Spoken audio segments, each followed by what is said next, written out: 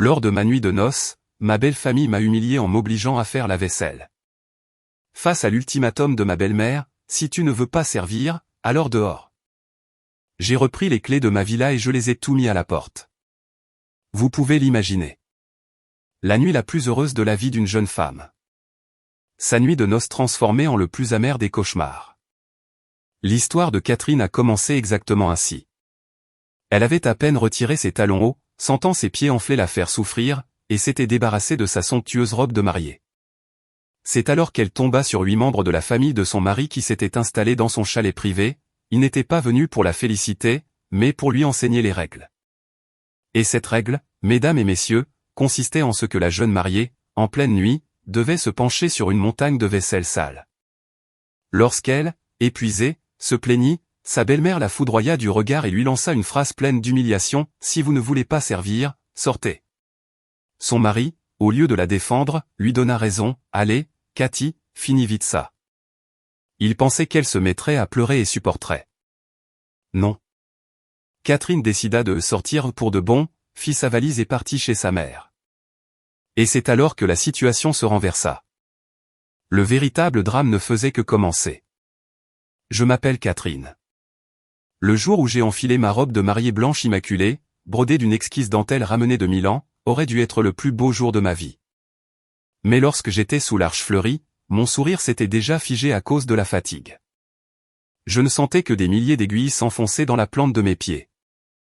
Ces chaussures à talons brillants étaient magnifiques, bien sûr, mais elles m'avaient torturé de midi jusque tard dans la nuit. Notre banquet se tenait dans l'un des domaines les plus exclusifs de la banlieue de Paris. Les invités n'arrêtaient pas d'arriver. Tous étaient des personnes importantes, tout était parfait, sauf mon sourire et l'indifférence de l'homme à mes côtés. Gauthier, mon mari, maintenant officiellement mon mari, trinquait avec ses amis d'université, son visage était rouge et il sentait le cher brandy de Jerez. Pendant toute la soirée, il semblait avoir oublié mon existence. Ce n'est que lorsque le présentateur nous appela au centre du salon qu'il parut se réveiller. Il me saisit hâtivement la main et, chancelant un peu, me tira. J'ai dû faire un effort pour que nous ne tombions pas tous les deux, mais ce qui m'irritait le plus n'était ni la douleur aux pieds ni le manque d'attention de Gauthier, mais le regard de sa mère, Madame Louise. Ce jour-là, Madame Louise portait une robe de velours bordeaux. À son cou brillait une parure de zircon que je savais, de source sûre, être louée. Elle s'était assise à la table des cadeaux juste à côté de la boîte destinée aux enveloppes d'argent et sa tâche principale, dès le début de la soirée, avait été la collecte de ces enveloppes. Ma mère, Madame Thérèse, n'aimait pas cette approche ostentatoire. Ma mère disait que lors des célébrations de leurs enfants, le principal est de bien s'occuper des invités et que les affaires financières devraient être gérées discrètement par des personnes de confiance de la famille, et non par la belle-mère assise de manière démonstrative à l'entrée. Mais Madame Louise insista, affirmant que c'était une tradition de sa terre, d'un village reculé de la province d'Auvergne. La belle-mère, dès le premier instant, devait avoir les clés du coffre-fort entre ses mains. Chaque fois qu'un invité s'approchait pour laisser une enveloppe, Madame Louise ne saluait ni ne remerciait chaleureusement. Au lieu de cela, elle prenait l'enveloppe entre 2 doigts, en calculait rapidement l'épaisseur et, si elle ne la trouvait pas assez gonflée, elle pinçait les lèvres avec mépris. De temps en temps, elle levait les yeux vers moi, saluant les invités. Dans son regard, il n'y avait pas la moindre once de chaleur maternelle envers sa nouvelle belle-fille. C'était un regard évaluateur, scrutateur, qui dégageait un mépris non dissimulé, comme si j'étais un objet cher qu'elle venait d'acquérir, mais dont elle n'était pas sûre s'il valait l'argent payé. Lorsque Madame Louise remarqua à mon cou un lourd collier en or, cadeau de ma mère, ses yeux brillèrent étrangement, puis elle me regarda de haut en bas, comme si elle calculait quelque chose. Je frissonnai, essayant de chasser un mauvais pressentiment. À la fin de la soirée, lorsque les invités commencèrent à partir, moi, épuisé, je relevai le bas de ma robe et cherchai une chaise libre pour m'asseoir. À ce moment-là, Madame Louise s'approcha. Je me levai précipitamment. « Bonsoir, mère. » Madame Louise ne répondit pas. Elle regarda mes chaussures, que je venais d'enlever et de laisser de côté. « Dans notre famille, il n'y a pas de place pour les petites princesses délicates, dit-elle d'un ton neutre mais cinglant. Tous les invités ne sont pas encore partis. Tu devrais être debout à dire au revoir à tout le monde. Comme le veut l'étiquette. Oui, mais mes pieds. Et qu'est-ce qu'il y a avec tes pieds? Ils sont en or ou quoi? Quand j'ai épousé le père de Gauthier, j'ai dû marcher 5 kilomètres à pied jusqu'à sa maison et dès que je suis arrivé, je suis allé directement à la cuisine préparer le dîner pour toute la famille et personne n'a dit un mot. Je restais silencieuse. À ce moment-là, Gauthier s'approcha, sentant la tension dans l'air. « Maman, il s'est passé quelque chose ?» Madame Louise me lança un regard furieux. « Éduque ta femme. Elle est trop gâtée depuis petite.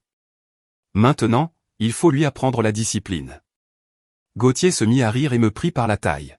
« Ma petite femme est fatiguée. Allons à la maison. Et aujourd'hui, papa, maman et les autres dormiront dans notre chalet à Neuilly-sur-Seine. Ce sera amusant. » Mon cœur se serra. Le chalet dans l'urbanisation exclusive de Neuilly-sur-Seine était une propriété que ma mère m'avait offerte avant le mariage. Il était entièrement à mon nom. Je prévoyais qu'après le mariage, mon mari et moi y vivrions seuls. Je n'avais aucune idée que toute sa famille, 8 personnes au total, comptait aussi s'y installer. En entendant cela, Madame Louise esquissa un large sourire. Exactement. Nous allons à la nouvelle maison. Chère Cathy, m'appela-t-elle d'une voix soudain douce et mielleuse. Quand nous arriverons, tu prépareras les chambres pour les parents et pour les autres. Nous resterons quelques jours pour nous familiariser avec la maison. Je regardai Gauthier pour une explication, mais il ne fit que me faire un clin d'œil et me murmura, « Tiens bon quelques jours, ma chérie. » Mes parents ont adoré notre maison. Je sentis une boule dans ma gorge.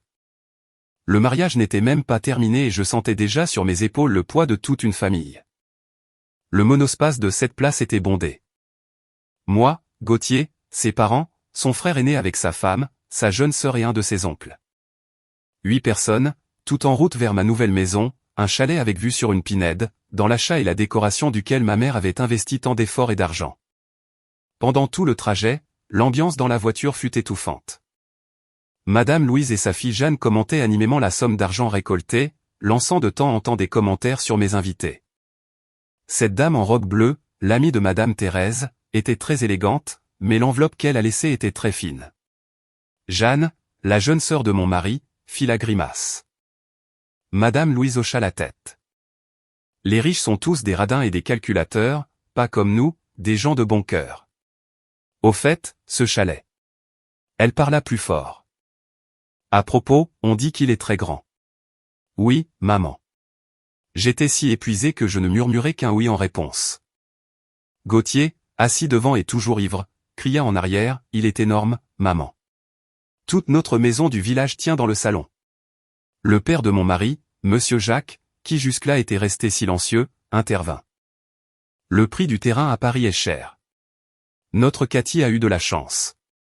Madame Thérèse a tout organisé de A à Z. Et notre Gauthier a aussi fait un bon mariage. J'entendis clairement le sarcasme dans ces mots, à faire un bon mariage, comme si Gauthier ne m'avait pas épousé par amour, mais pour ce chalet. Dès que la voiture s'arrêta devant le portail, tous en sortirent en masse. Ma maison silencieuse se transforma instantanément en une foire bruyante. Tiens, ce lustré de la taille d'un filet de pêche, s'exclama Pauline, la femme du frère aîné. Et la télé? C'est sûr que regarder le football ici, c'est génial. Gauthier, mais la télé, cria le frère aîné, Robert. Madame Louise se promena dans le salon, tâta le rembourrage du canapé importé, marcha lourdement sur le tapis en laine de mouton, ne le loua ni ne le critiqua, elle se contenta de pincer les lèvres avec mépris. Cathy, m'appela-t-elle, déjà affalée sur le fauteuil le plus cher. La maison est grande, mais sans Jean, elle est froide. Va préparer quelque chose de chaud et apporte cette infusion que ton beau-père aime. Je restai perplexe. Infusion? Je n'avais rien de tel à la maison. Ma mère et moi buvions du thé noir, Earl Grey. Mère, nous n'avons pas cette infusion. Je peux faire du thé noir normal ou de l'Earl Grey. Le visage de Madame Louise changea instantanément. Comment est-il possible que dans une si grande maison, il n'y ait pas une seule infusion correcte? Quel genre de maîtresse de maison es-tu? Tu savais que ton beau-père aimait ça et tu n'as pas préparé? Je restai muette. Comment aurais-je pu connaître ses préférences si personne ne m'avait rien dit? Gauthier, voyant la situation, s'approcha et tapota l'épaule de sa mère. Maman, prends un autre thé pour l'instant. Sois compréhensive. Cathy est une fille de la ville. Comment pourrait-elle savoir ces choses? Laisse, je le ferai. Assieds-toi. Madame Louise écarta la main de son fils. C'est un travail de femme. Ne la laisse pas s'habituer à ça. Va faire le thé. Elle me fit un geste rapide. Et ensuite, tu dois défaire toutes leurs valises. Je regardais la montagne de valises et de sacs qu'ils avaient jetés n'importe comment au milieu du salon. Ils avaient apporté tant de choses qu'il semblait qu'ils allaient emménager ici pour toujours. Et pas seulement pour quelques jours. Jeanne, la jeune sœur, sans même se changer, enfila mes chaussons et monta en courant à l'étage.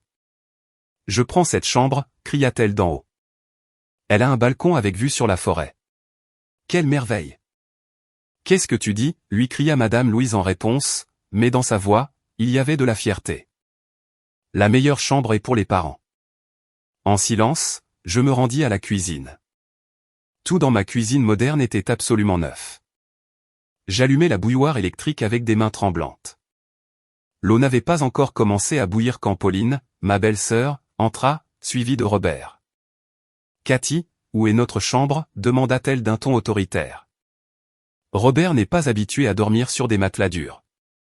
Je n'ai pas encore préparé les chambres. Tu ne les as pas préparées. Éleva-t-elle la voix. Tu savais que toute la famille venait et tu ne t'es pas préparé? Tu veux qu'on dorme sur le canapé? J'avais une envie folle de leur crier que je ne savais pas qu'ils allaient venir, que cette maison était la mienne et non une pension gratuite, mais je me retins. Je prépare le thé et je m'en occupe tout de suite.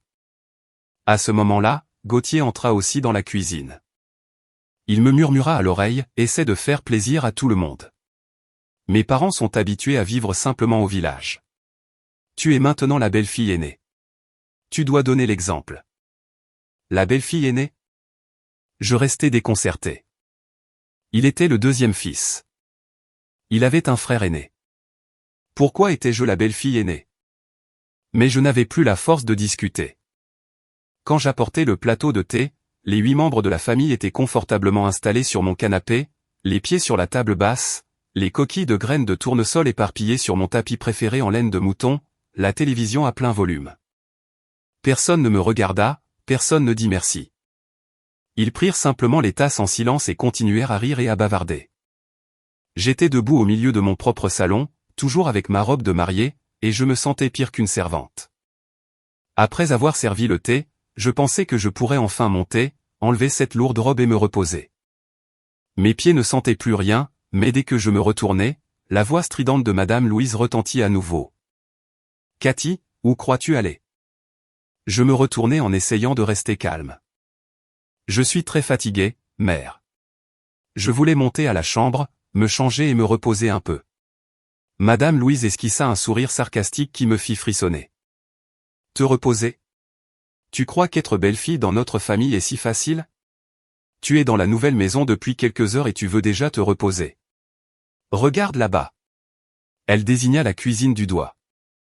Je regardais, sur la table de la salle à manger s'amoncelaient des tupperwares en plastique et des sacs. Je réalisais qu'ils n'étaient pas seulement arrivés les mains vides, mais qu'ils avaient eu la prévoyance d'apporter les restes du banquet. L'odeur de graisse figée et de nourriture froide se mêlait à l'arôme du thé, créant une atmosphère insupportable. « Qu'est-ce que c'est ?» demandai-je, bien que je le devinais déjà. « Les restes du repas », répondit Pauline avec la plus grande simplicité du monde. Le banquet était cher, c'était dommage de le jeter. Nous l'avons apporté pour dîner. Au fait, Cathy, elle changea de ton, cette montagne de vaisselle sale de ce matin, quand nous sommes venus arranger les choses, est toujours dans l'évier. Lave-la aussi. La vaisselle de ce matin? Je n'en croyais pas mes oreilles. Vous étiez ici ce matin? Eh bien oui, Gauthier se gratta la nuque en évitant mon regard. J'ai donné à ma mère des clés de rechange pour qu'il puisse apporter les choses plus tôt. C'était plus pratique que de venir de l'hôtel. Maman et Pauline ont préparé le petit déjeuner ici. Maintenant, je comprenais tout. Ils avaient transformé ma maison en leur quartier général avant même que le mariage ne commence officiellement. Et ces nouveaux propriétaires avaient délibérément laissé une montagne de vaisselle sale. Au cas où tu penserais que nous ne le remarquions pas, Madame Louise se leva enfin et s'approcha de moi, me transperçant du regard. Tu es une fille riche, tu es habituée à être servie, mais dans la famille Dubois, tu vas devoir apprendre de nouvelles règles. Quelles règles, demandai-je, sentant ma voix commencer à trembler. Les règles d'une belle fille, cria presque Madame Louise. Et la nuit de noces n'est pas une exception, c'est une tradition de notre famille. La jeune mariée doit elle-même laver toute la vaisselle et nettoyer la cuisine à fond pour être respectée toute sa vie et savoir servir la famille de son mari. C'est ton épreuve. Je la regardai, puis Gauthier. Il restait silencieux. Gauthier, tu penses ça aussi, demandai-je à mon mari. Gauthier hésita, regarda sa mère puis moi. Eh bien, de toute façon, tu vas le laver vite. Ma mère a raison. De plus, la vaisselle sale sentira mauvais la nuit. Finian et allons nous reposer. Ces mots, Finian et allons nous reposer, furent la goutte d'eau qui fit déborder le vase et détruisit ma dernière espérance. Non seulement il ne m'avait pas défendu, mais il soutenait cette règle absurde et humiliante. Je regardais la montagne de vaisselle dans l'évier, les restes de nourriture froide sur la table. Je regardais les 8 personnes assises tranquillement sur le canapé, m'observant comme une actrice au théâtre. Je ne ferai pas ça. J'entendis ma propre voix, claire et ferme. Je ne suis pas une servante et aujourd'hui, c'est ma nuit de noces. L'ambiance dans la pièce se glaça instantanément. Madame Louise ouvrit grand les yeux. Elle ne s'attendait pas à ce que j'ose lui tenir tête. Comment oses-tu parler ainsi? Elle me désigna d'un doigt tremblant. Petite ingrate, gâtée, qui ne sait vivre qu'aux dépens de sa mère. Je ne vis aux dépens de personne. Cette maison est à moi et ce mariage a été payé en grande partie par ma mère. Pendant que vous affichez votre fierté de village et nous méprisez, pensant que l'argent est tout. Mais tu sauras. Madame Louise commença sa scène de larmes habituelle. Oh mon Dieu, pour quel péché m'est-il échu une belle fille pareille? Gauthier, mon fils, tu vois qui tu as épousé. Gauthier fut troublé. Cathy, qu'est-ce que tu dis? Excuse-toi tout de suite auprès de ma mère. Je n'ai rien fait de mal et je ne m'excuserai pas, dis-je, sentant la fatigue disparaître et la colère tout remplacer. Vous êtes entré chez moi, vous salissez ma maison et maintenant vous m'obligez à nettoyer. Ce n'est pas une règle, c'est un abus. Un abus, rétorqua Madame Louise. Puisque tu es entré dans cette famille, tu dois vivre selon les lois de cette maison. Je suis ta belle-mère et tu vas me servir, moi et toute cette famille. Elle s'approcha de moi et siffla, si tu ne veux pas servir, sors. Ces mots résonnèrent avec une clarté assourdissante. Toute la pièce se tut. Je la regardai, puis Gauthier. Il baissa la tête sans oser me regarder. Les 7 autres, soit se réjouissaient intérieurement, soit montraient de l'indifférence. Sortir, répétai-je à voix basse. Très bien, dis-je. Je me retournai et montai directement les escaliers. Attends, cria Gauthier. Où vas-tu? Reviens et demande pardon à ma mère. Je ne me retournai même pas. Ma nuit de noces, mon mariage, tout était fini à 7 secondes précises. J'entendais les cris de Gauthier et de Madame Louise en bas, petite ingrate, effrontée, reviens. Mais cela m'était égal. J'entrai dans la chambre. La pièce qui aurait dû être notre nid d'amour me semblait maintenant vide et froide. Les roses éparpillées sur le lit commençaient déjà à se faner. Les bougies parfumées étaient toujours allumées, dégageant une odeur douceâtre et fausse. J'allai directement à l'armoire. Étrangement, je ne pleurais pas. Je ne ressentais ni tristesse ni douleur, seulement du vide et une clarté terrifiante. Tous les espoirs, toutes les illusions d'un mariage heureux avec Gauthier s'étaient évaporés en quelques heures. La famille dans laquelle j'allais entrer n'était pas une famille, mais un fardeau, une meute de gens qui ne savaient que exiger et humilier. Et mon mari, qui devait me protéger, s'est avéré être le pire des complices. Sortir, le mot résonnait dans ma tête. Il m'avait donné une porte de sortie et j'avais l'intention de l'utiliser. J'ouvris une petite valise de voyage que j'utilisais pour les escapades courtes. Je ne pris pas de vêtements, je n'en avais pas besoin. J'allai au bureau, ouvris le tiroir et sortis le dossier le plus important. Mes doigts touchèrent la couverture rigide des titres de propriété et du contrat de vente de ce chalet à Neuilly-sur-Seine. Ma propriété enregistrée uniquement à mon nom, offerte par ma mère. Je la mis dans la valise, puis le passeport, les carnets de chèques et les cartes. Je pris aussi ma boîte à bijoux avec les bijoux que j'avais hérités de ma mère et de ma grand-mère. Je ne touchais à rien de ce qui était un cadeau de mariage commun. Je n'en avais pas besoin. Je jetai un dernier coup d'œil à la pièce. Je portais toujours ma robe de mariée blanche. J'allais l'enlever, mais maintenant ce n'était plus nécessaire. Je partirais avec. Ce serait la preuve la plus palpable de l'humiliation que j'avais dû supporter. Je fermai la fermeture éclair de la valise, un son léger, mais décisif.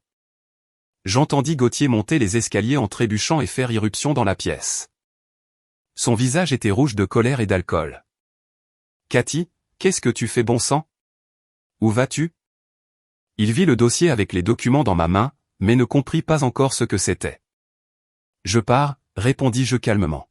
« Je pars d'ici comme le voulait ta mère. »« Tu es folle » cria-t-il en se jetant sur moi pour m'arracher la valise. « Tu pars la nuit de tes noces? Tu veux me ridiculiser. Ridiculiser toute ma famille. » Je lui arrachai la valise des mains. Les ridiculiser. C'est vous qui m'avez ridiculisé, vous qui m'avez humilié dans ma propre maison la nuit de mes noces. Ma mère plaisantait seulement. Elle te mettait à l'épreuve, tenta-t-il de se justifier. Je ne suis pas intéressé par les blagues malades ou les épreuves de ta famille. Je repoussai son bras. Lâche-moi. Non. Il me saisit fermement le bras. Je ne te lâche pas. Tu vas descendre. Tu vas demander pardon à maman et tout s'arrangera. Jamais, dis-je.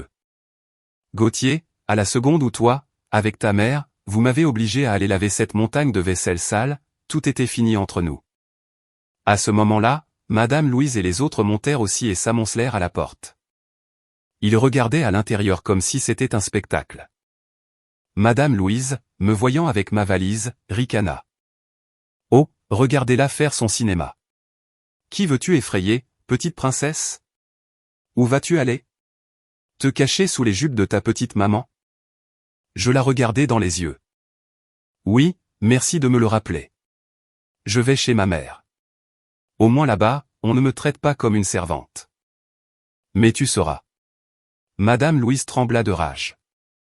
Je ne dis rien de plus. Je rassemblai toutes mes forces et poussai Gauthier. Il perdit l'équilibre et se cogna contre le coin du lit. Profitant de l'instant, je me dirigeai avec ma valise directement vers la sortie. La foule de proches s'écarta instinctivement. Sur leur visage, il y avait de l'étonnement. Ils pensaient probablement que je ne faisais que menacer. Ils ne pouvaient pas imaginer que j'oserais vraiment partir. En passant devant Madame Louise, je m'arrêtai une seconde. Cette maison, dis-je à voix haute pour que tous m'entendent, est la mienne. Vous et votre famille n'avez aucun droit d'être ici. Et je continuai à marcher. Je descendis les escaliers et sortis par la porte de mon propre chalet. Sans regarder une seule fois en arrière. La nuit parisienne était fraîche. J'étais debout près du portail de l'urbanisation exclusive. Avec une robe de mariée tachée et une petite valise à la main. Je me sentais ridicule. Quelques heures plus tôt, j'étais la mariée la plus éblouissante et maintenant je ressemblais à une fugitive. Je sortis mon téléphone et commandai un taxi. Heureusement, à cette heure, il y avait encore des voitures. Pendant que j'attendais, du bruit venait de la maison. La voix de Gauthier m'appelant et les malédictions de Madame Louise. Qu'elle s'en aille, on verra jusqu'où ira cet effronté. Cela m'était égal. Je voulais partir d'ici le plus vite possible. La voiture arriva. Le chauffeur, un homme d'âge moyen, me regarda avec compassion. Une jeune femme en robe de mariée, avec une valise, seule à 2 heures du matin. Mon apparence laissait clairement entendre que j'étais en difficulté. « Où allons-nous, mademoiselle » demanda le chauffeur. Je lui donnai l'adresse de la maison de ma mère dans l'urbanisation de Passy. Pendant tout le trajet, le chauffeur ne posa plus de questions, il me regardait de temps en temps dans le rétroviseur. Je lui fus reconnaissante de ce silence. J'appuyai ma tête contre la vitre et vis la ville défiler. Tout s'était passé si vite, si soudainement. J'aimais Gauthier, ou plutôt, je croyais que je l'aimais. Il était beau, savait bien parler et avait toujours semblé un homme décent. Ma mère ne l'aimait pas. Elle disait toujours, les hommes qui ne savent dire que de jolies paroles ne sont pas toujours capables de bonnes actions. Fais attention. Mais je ne l'ai pas écouté. Je pensais que ma mère était trop stricte. Je pensais que notre amour suffirait à surmonter toutes les différences de statut entre nos familles. Ma famille était aisée, c'était vrai. La sienne était une famille simple d'un village de province. C'était aussi vrai. Je n'avais jamais méprisé sa famille. Ma mère, bien qu'elle ne l'approuvât pas, avait rempli toutes les formalités et avait même aidé Gauthier à obtenir un excellent emploi avec un bon salaire, juste pour me voir heureuse, et comment m'avait-il payé? Avec mépris, humiliation et ses règles de lavage de vaisselle en pleine nuit. La voiture s'arrêta devant le portail de la demeure de ma mère à Passy. La maison où j'avais grandi avait toujours été mon refuge sûr. Je payai, pris ma valise et m'approchai de la porte. Je sonnai. Un instant plus tard, Rosalie, notre employée de maison, qui travaillait avec nous depuis de nombreuses années, ouvrit la porte. En me voyant, elle resta pétrifiée. « Mère de Dieu, ma petite, Cathy, comment se fait-il que vous soyez ici et dans cet état ?»« Oh, mon Dieu, murmura Rosalie. »« Où est ma mère, Rosalie ?» demandai-je d'une voix rauque. Madame Thérèse dort à l'étage. Que s'est-il passé? Où est monsieur Gauthier? À ce moment-là, la lumière du vestibule s'alluma. Ma mère, Madame Thérèse, avait entendu le bruit. Elle descendait les escaliers en pyjama de soie et avec une expression sévère. Quand elle me vit dans cet état si lamentable, elle fronça les sourcils. Elle ne me demanda pas ce qui s'était passé. Elle dit une seule chose, à mon bureau. Rosalie s'empressa de prendre ma valise. Je suivis ma mère au bureau. Elle me servit un verre d'eau tiède. Bois, reprends tes esprits et ensuite tu me raconteras tout. Je m'assis sur le canapé que je connaissais aussi. Le sentiment de sécurité d'être revenu à la maison brisa le barrage de mon autocontrôle. Je ne pleurais pas à grands cris. Les larmes roulaient simplement sur mon visage. Je lui racontai tout sur les 8 membres de la famille, sur la façon dont ils avaient occupé le chalet, sur le regard de Madame Louise quand elle ramassait les enveloppes, sur la façon dont ils avaient apporté les restes et transformé la maison en décharge. Et je lui parlais de la montagne de vaisselle sale. Enfin, je regardai ma mère et ma voix se brisa. Maman, elle m'a dit, si tu ne veux pas servir, sors. Et Gauthier, il a juste regardé. Il m'a dit de finir de nettoyer et c'est tout. Et je suis venu ici. Maman, ils m'ont jeté à la rue. Ma mère écouta tout en silence. Le visage de Madame Thérèse, une femme qui avait passé des décennies à évoluer dans les hautes sphères des affaires, devint froid comme la glace. Elle n'agit pas comme d'autres mères qui se seraient précipitées pour étreindre, consoler. Elle me laissa pleurer, me défouler. Quand j'eus fini, elle se leva lentement et commença à se promener dans le bureau. Le silence dans la pièce était tel que je pouvais entendre le tic-tac de l'horloge ancienne. Puis, ma mère s'arrêta, me regarda et dans son regard il n'y avait plus de pitié maternelle. C'était le regard d'un général se préparant à la bataille. Très bien, dit ma mère. Sa voix devint ferme. Ils ont osé dire dehors à la fille de Madame Thérèse Moreau. Fille, tu as bien fait de rentrer chez toi, mais tu es rentrée pour retrouver ta dignité, pas pour te cacher. Elle prit mon téléphone, vit des dizaines d'appels manqués et de messages où les insultes se mêlaient aux supplications de Gauthier. Elle jeta le téléphone de côté. Lâche pathétique. Petit garçon à sa maman, dit-elle avec mépris. Si tu as commis une erreur, tu dois maintenant la réparer. Je ne savais pas ce que ma mère comptait faire. Va prendre un bain. Change-toi, dit Madame Thérèse en prenant son propre téléphone. Et va dormir. Laisse le reste entre mes mains. Elle composa un numéro. Sa voix résonna autoritaire et résolue, même s'il était presque 3 heures du matin. Allô, Charles, chef de la sécurité de Neuilly-sur-Seine. Je savais que ma mère était passée à l'action. À peine étais-je entré dans la salle de bain et avant d'allumer l'eau, j'entendis la voix de ma mère depuis le bureau. La voix de Madame Thérèse n'était pas forte, mais chaque mot sonnait net et portait le poids de l'acier. Charles, c'est Madame Thérèse Moreau, mère de Catherine, la propriétaire du chalet numéro 17. Je suis désolé de vous déranger à cette heure de la nuit. Ma mère était toujours ainsi. Même dans la situation la plus critique, elle gardait la plus grande courtoisie. Oui, tout va bien. Cependant, en ce moment, dans la maison de ma fille se trouvent illégalement des personnes étrangères à la propriété. Elle fit une pause, écoutant probablement la réponse. Des personnes étrangères, insista ma mère. Il s'agit de la famille de Gauthier Dubois, qui vient d'épouser ma fille, mais ils ne sont pas propriétaires et n'ont pas reçu la permission de la propriétaire d'être là. Ils viennent de jeter la propriétaire de la maison, c'est-à-dire ma fille Catherine, à la rue. La voix de ma mère restait neutre. Je ne sais pas comment vous gérez votre urbanisation de luxe, si vous permettez ce genre de choses, que des personnes étrangères qui ne figurent pas sur les titres de propriété aient le droit de chasser la propriétaire légitime. Brève pause. Je savais que ma mère mettait la pression. Le chef de la sécurité, Charles, devait transpirer à grosses gouttes. Eh bien, continua ma mère. J'exige que vous envoyiez immédiatement une équipe de sécurité de l'urbanisation au chalet numéro 17. Exigez des 8 membres de la famille Dubois qui s'y trouvent qu'ils quittent la maison immédiatement. Je répète, immédiatement cette même nuit. Ils n'ont aucun droit d'être là. Ce chalet est la propriété privée de ma fille, acquis avant le mariage. Les titres de propriété et le registre foncier sont au nom de Catherine. Ils ne sont que des invités du mariage. Le banquet est terminé. Les invités doivent partir. S'ils refusaient de partir? Ma mère sourit froidement.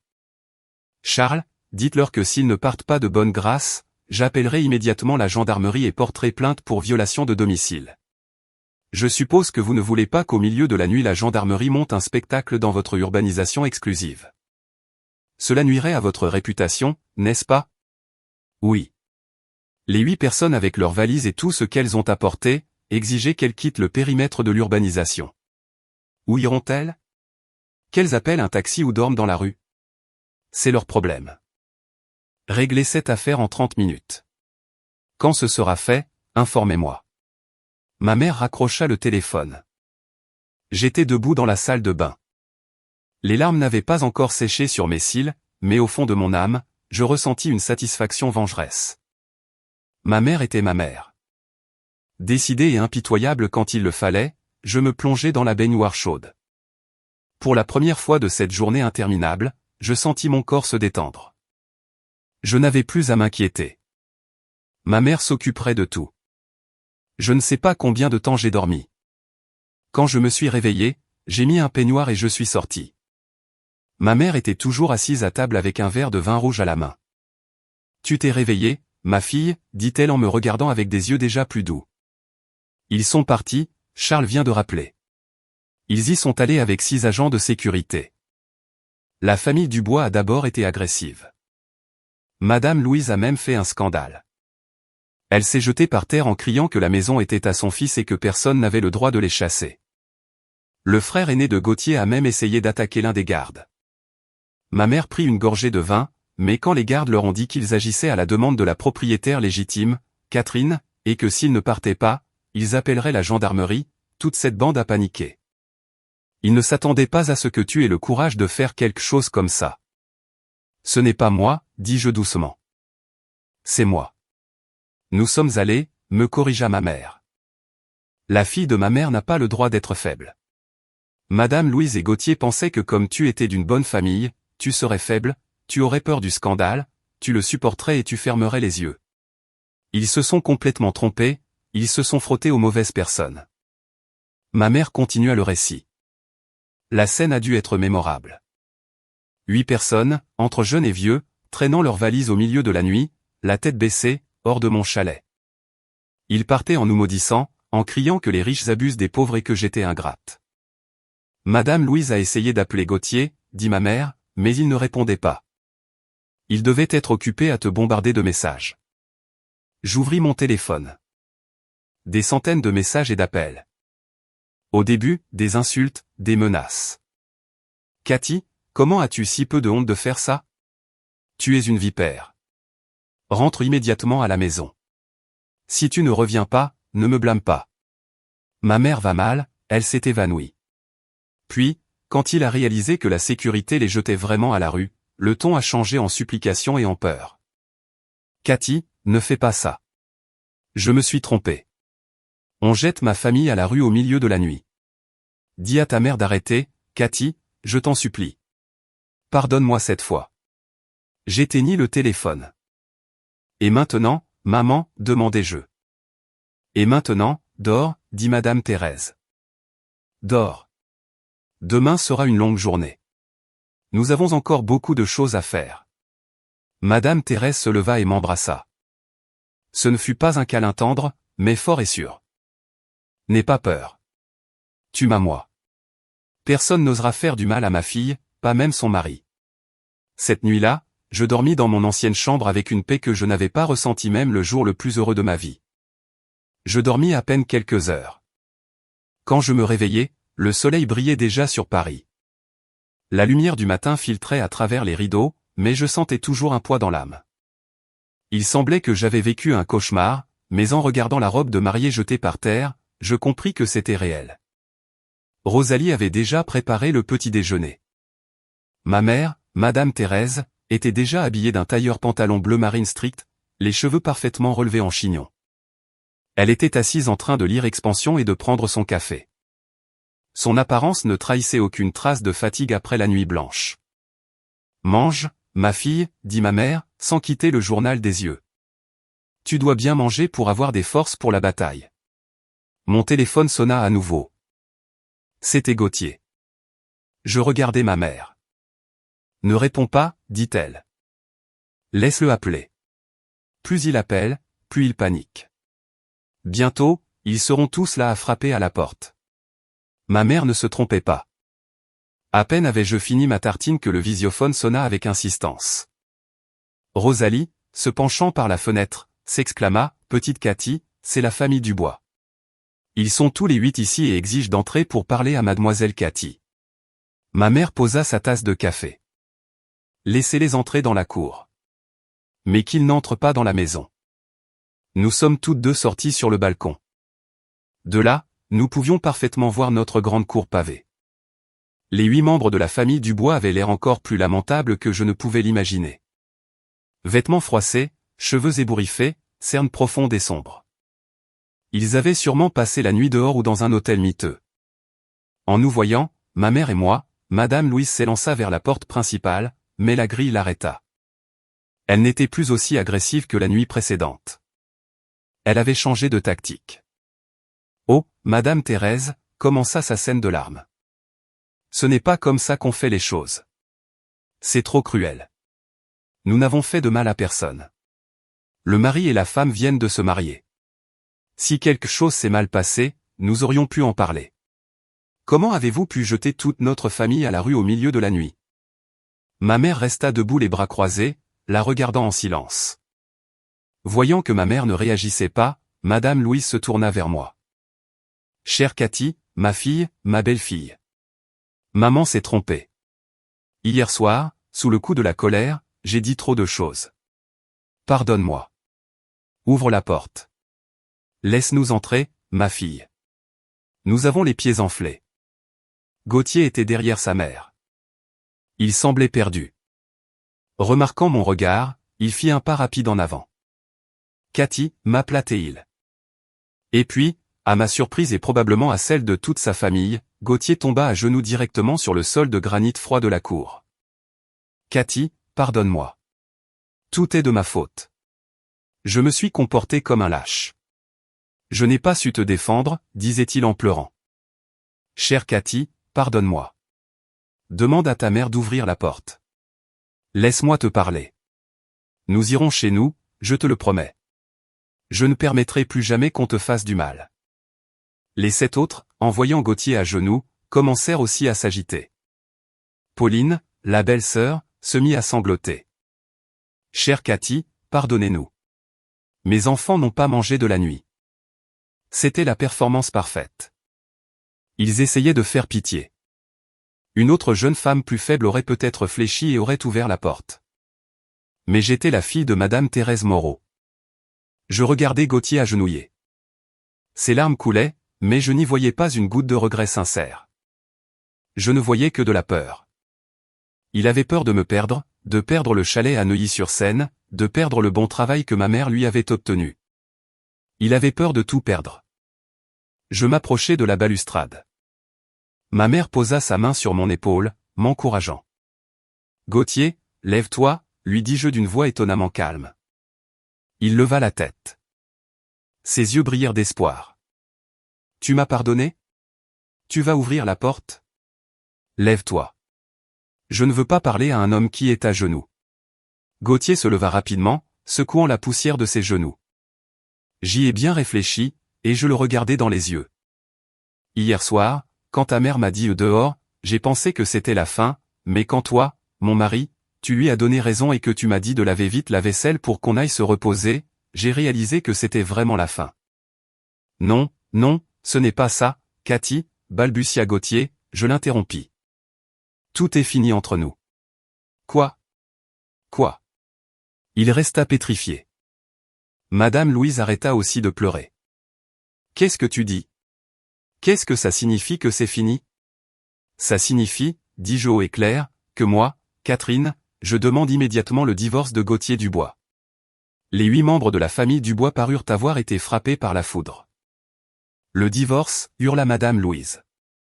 Tu t'es mariée hier et aujourd'hui tu divorces déjà? Tu es folle? Tu veux que tout le monde se moque de notre famille. Je me fiche de ce que disent les autres, répondis-je. Je ne me soucie que de moi. Ce mariage a été une erreur et je dois la corriger immédiatement. Non. Gauthier paniqua. Je ne suis pas d'accord. Je ne signerai pas le divorce. Je t'aime. Tu m'aimes ou tu aimes ma maison, mon travail, mon argent? Je souris amèrement. Garde ces mots pour une autre. Je me tournai vers ma mère. Maman, je suis fatigué. Je veux aller voir l'avocat. Ma mère hocha la tête, visiblement satisfaite. La voiture attend déjà. Allons-y, Madame Thérèse fit un signe au chauffeur. Un luxueux véhicule sortit du garage et s'arrêta juste devant la porte. Non, Cathy, ne pars pas. Gauthier s'élança, essayant de nous barrer le passage. Rosalie, appela ma mère. Appelle la sécurité privée. Dis-leur qu'il y a une altercation ici. S'ils ne partent pas, appelle la police.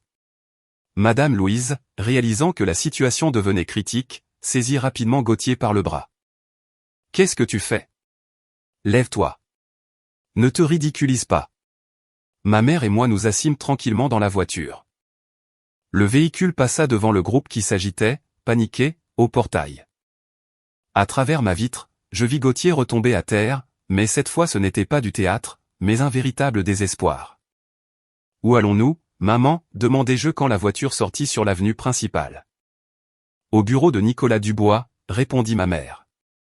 C'est un vieil ami, il est spécialiste de ces cas, rapide, propre et ne fait jamais défaut à ses clients.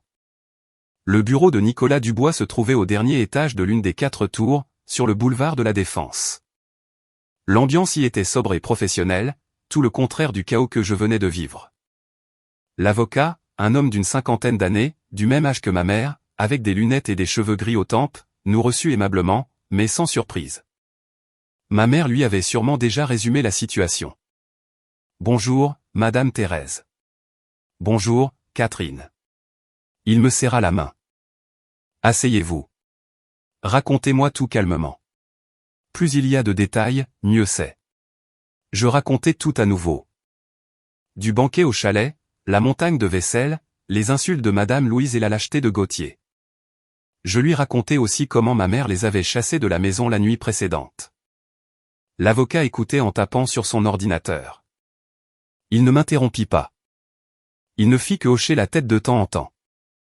Quand j'eus fini, il ajusta ses lunettes. La première chose que je veux confirmer, Madame Thérèse a agi en totale conformité avec la loi. Le chalet est enregistré au nom de Catherine comme bien privatif acquis avant le mariage. Et je comprends que vous êtes sous le régime de la séparation de biens. Elle est l'unique propriétaire. Exiger qu'il quitte la propriété et appeler la sécurité est absolument légal. Ils peuvent protester ou aller devant les tribunaux, mais ils n'arriveront à rien. En entendant cela, je soupirai de soulagement. Le deuxième point, continua-t-il, est le divorce. Du point de vue légal, vous venez d'enregistrer le mariage. Étant en séparation de biens, il n'y a pas de patrimoine conjugal à liquider et il n'y a pas d'enfant. Le processus peut être assez rapide, même si nous allons vers un divorce contentieux en présentant des preuves de traitement vexatoire. Précisément la nuit de noces. Nous demanderons la célérité au greffe. Ma mère intervint. Nicolas, je veux que tout cela soit réglé le plus vite possible, mais avant d'aller au tribunal, je veux que ce Gauthier paie pour sa stupidité. L'avocat sourit légèrement. Je vous comprends parfaitement, Thérèse. Vous voulez lui couper toutes les voies de sortie. Ma mère ne répondit pas, mais son silence fut plus éloquent que n'importe quel mot. Madame Thérèse prit son téléphone. Le premier appel fut pour Monsieur Pierre, directeur d'une grande entreprise de construction et ancien partenaire commercial de ma mère. Allô, Monsieur Pierre. C'est Thérèse Moreau. Comment allez-vous? Ma mère commença avec les formalités habituelles, mais je savais que l'important venait ensuite. Monsieur Pierre, ce nouveau projet que vous avez assigné à Gauthier, mon. Oui, à Gauthier Dubois. Enlevez-le immédiatement, s'il vous plaît. De l'autre côté de la ligne, ils durent être surpris. Ma mère continua d'une voix glaciale. Ses compétences ne sont pas suffisantes pour le poste. J'ai commis une erreur en le recommandant. Je ne veux pas qu'à cause d'une seule personne, la réputation de votre entreprise en pâtisse. Vous pouvez le licencier conformément à la loi. Il n'a pas dépassé sa période d'essai. Elle fit une pause. Oui, il n'a plus aucune relation avec moi. Tous les privilèges que je lui ai accordés, veuillez les annuler. Merci. Ma mère raccrocha. L'appel dura moins de 3 minutes. D'un seul appel, ma mère avait dépouillé Gauthier de son poste de chef de projet, un travail qu'il n'aurait jamais pu espérer obtenir sans moi. Je regardais ma mère, ressentant à la fois admiration et une légère appréhension. Le pouvoir de ma mère, lorsqu'elle décidait de l'exercer, était vraiment redoutable. Puis ma mère se tourna vers moi. Tu lui as donné une carte de crédit supplémentaire, n'est-ce pas? Je frissonnai. Oui. Il m'a dit qu'il avait besoin d'une carte pour les frais de représentation lors des réunions d'affaires. Pour dépenser ton argent, tu veux dire, me coupa ma mère. Appelle la banque et annule cette carte immédiatement. Dis que tu l'as perdue. Annule-la tout de suite. Je m'empressai de prendre mon téléphone. Pendant que je parlais avec le service client de la banque, exigeant le blocage urgent de la carte supplémentaire au nom de Gauthier Dubois, ma mère passa un deuxième appel. Cette fois, elle appela l'administrateur du complexe d'appartements de luxe au centre, près de la Défense, où elle avait loué un appartement pour Gauthier, ou plutôt, elle le lui avait cédé gratuitement avant le mariage. Allô, Antoine, c'est Thérèse Moreau. Cet appartement que je cédais à Gauthier. Oui, envoyez vos gens pour lui retirer les clés immédiatement. Je vous enverrai la résiliation par mon avocat. Exigez qu'il quitte l'appartement dans les 24 heures. Changez les serrures immédiatement. Dans 15 minutes. Assise dans le bureau de l'avocat, ma mère avait laissé Gauthier sans rien. Il n'avait plus de travail, plus de cartes à dépenser, plus d'appartement gratuit. La nuit dernière, il l'avait chassé de chez moi, maintenant il le chassait de la vie de luxe à laquelle il s'était si vite habitué. Il redeviendrait ce qu'il était. Un homme qui n'avait rien en propre. L'avocat Nicolas Dubois hocha la tête. Thérèse, comme toujours, rapide et résolue. Gauthier a tout perdu. Il sera désespéré. La prochaine étape sera de lui envoyer une notification officielle de la demande de divorce. Il me regarda. Es-tu prête, Catherine? Dès que la notification sera envoyée, il n'y aura plus de retour en arrière. Je serrai les poings. Nous étions assis dans le luxueux et silencieux bureau de Nicolas Dubois. Tout un contraste avec la scène matinale devant notre maison. Cette ambiance me tranquillisait. Ma mère buvait du thé vert apporté par la secrétaire avec un air de calme absolu, comme si elle était venue discuter d'un contrat commercial et non du divorce de sa fille. L'avocat examinait le dossier que je lui avais apporté, les titres de propriété du chalet, le certificat de mariage qui sentait encore l'encre fraîche et quelques photos du désastre que la famille Dubois avait laissé dans la maison. Tu peux être tranquille, dit Nicolas Dubois en ajustant ses lunettes. Sa voix était sereine et sûre. La maison de Neuilly-sur-Seine est à propriété exclusive acquise avant le mariage. Juridiquement, tout est en ordre. Il n'y a aucune base pour qu'il conteste. L'action de ta mère en demandant à la sécurité de les expulser en tant que ta représentante légale était absolument légitime. Il peut protester, mais ne gagnera jamais un seul procès. Je soupirai de soulagement. Bien que je savais qu'il avait raison, la confirmation du juriste me donnait de la sécurité. À ce moment-là, le téléphone interne de son bureau sonna. L'assistante parlait un peu agitée. Excusez-moi, monsieur Nicolas, mais ici à la réception il y a un certain monsieur Gauthier Dubois et une dame âgée qui dit être sa mère. Ils veulent voir madame Catherine. Ils font beaucoup de bruit. Je frissonnais. Comment avait-il découvert que nous étions là? Gauthier, paniqué, devait nous avoir suivis ou avait fait un scandale dans les bureaux de ma mère pour savoir où nous étions allés. Ma mère fronça les sourcils, elle n'eut pas le temps de dire quoi que ce soit car la porte de la salle de réunion s'ouvrit brusquement. Gauthier et madame Louise firent irruption, ignorant les tentatives de l'assistante pour les arrêter. Ah, te voilà, Cathy. Gauthier se jeta sur moi, les yeux injectés de sang. Tu vas vraiment me poursuivre en justice? Comment peux-tu faire ça? Madame Louise, oubliant les larmes du matin, se remit à crier. Et voilà ma petite riche. À peine mariée et déjà elle court chez les avocats. Tu veux traîner le nom de notre famille dans la boue? Et vous, les avocats, vous ne savez que mettre du venin dans la tête des gens pour détruire les familles. Elle désigna Nicolas Dubois du doigt. L'avocat, contrairement à mes attentes, ne se fâcha pas. Il se leva calmement et arrangea sa veste. Bonjour, Gauthier. Bonjour, Madame Louise, dit-il d'une voix sérieuse et autoritaire. Je suis Nicolas Dubois, le représentant légal de Madame Catherine. Je vous prie de garder votre calme. Ceci est un cabinet d'avocats, pas un marché.